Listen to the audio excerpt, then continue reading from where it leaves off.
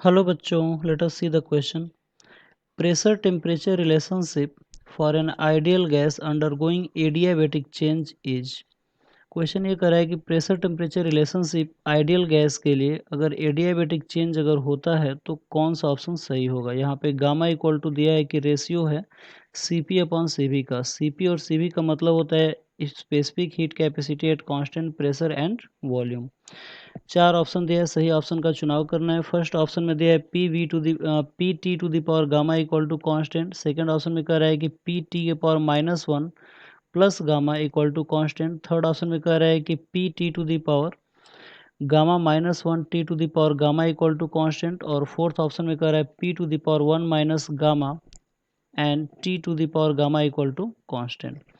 तो आइए देखते हैं इस क्वेश्चन का मेन की कॉन्सेप्ट क्या है और फिर इस क्वेश्चन को हम लोग अटेम्प्ट करते हैं. तो की कॉन्सेप्ट में हम लोग समझेंगे कि वो कौन सा ऐसा कॉन्सेप्ट है जिसके बेस पे इस क्वेश्चन को हम लोग सॉल्व कर सकते हैं. ठीक है, तो आइए देखते हैं. तो ये जो क्वेश्चन है वो प्रेशर टेम्परेचर रिलेशनशिप के ऊपर बेस्ड है जो कि एडियाबैटिक चेंज के लिए है. यानी कि this question is based on adiabatic change for an ideal gas. ठीक है, तो आइए देखते हैं कि सोल्यूशन में इसको हम लोग कैसे सॉल्व करेंगे. तो आप लोग जानते हैं कि जो एडियाबैटिक चेंज होता है उसका जो बेसिक फार्मूला होता है वो होता है P V to the power gamma equal to constant. यहाँ पे जो P है और V यहाँ पे प्रेशर और वॉल्यूम है और गामा यहाँ पे स्पेसिफिक हीट कैपेसिटी का रेशियो है एट कांस्टेंट प्रेशर और वॉल्यूम का. ठीक है, तो आप लोग जानते हैं from ideal gas equation PV equal to nRT होता है. ठीक है, तो अगर हम n इक्वल टू अगर 1 मोल अगर ले लें तो इसकी जो वैल्यू हो जाएगी वो हो जाएगी PV इक्वल टू RT. ठीक है, तो यहाँ से अगर हम लोग वॉल्यूम की अगर वैल्यू निकालें तो ये हो जाएगा RT अपॉन P. ठीक है, अब इसकी वैल्यू को उठाकर हम लोग इस इक्वेशन में रख देंगे जो कि हमारा एडियाबैटिक चेंज का इक्वेशन है P V to the power gamma equal to constant. तो अगर इसमें रखें तो ये हो जाएगा P V to the power gamma equal to constant.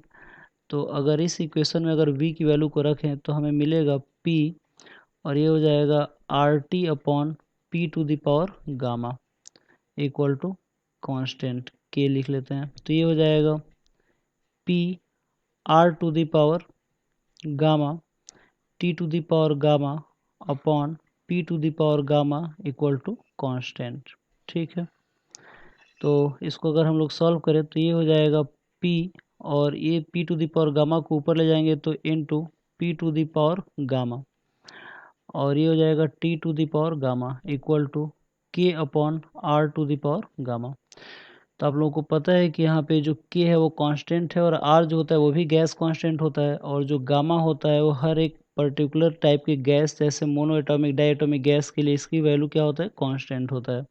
तो किसी भी कांस्टेंट को जब किसी कांस्टेंट से डिवाइड करेंगे तो एक अनदर कांस्टेंट आ जाएगा और यहाँ पे इसका पावर 1 मान लेते हैं तो ये हो जाएगा P to the power 1 plus gamma और T to the power gamma equal to यहाँ पे भी हम लोग लिख सकते हैं सी अनदर कांस्टेंट लिख सकते हैं कि इसकी वैल्यू भी जो आएगी वो क्या आ जाएगा, कांस्टेंट आ जाएगा.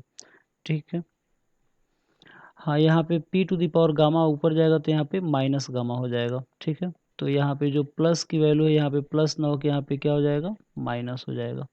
ठीक है, तो ये इसका इक्वेशन आएगा P to the power 1 minus gamma T to the power gamma equal to constant. तो आइए देखते हैं इस क्वेश्चन का जो सही आंसर है वो किस ऑप्शन में दिया हुआ है. ठीक है, तो आप लोग देख सकते हैं P to the power 1 minus gamma into T to the power gamma equal to constant जो है वो फोर्थ ऑप्शन में दिया हुआ है. यानी कि इस क्वेश्चन का जो सही आंसर है वो हमारा फोर्थ ऑप्शन होगा. तो आई होप आप लोगों की क्वेश्चन समझ में आया होगा. Thank you very much, good luck.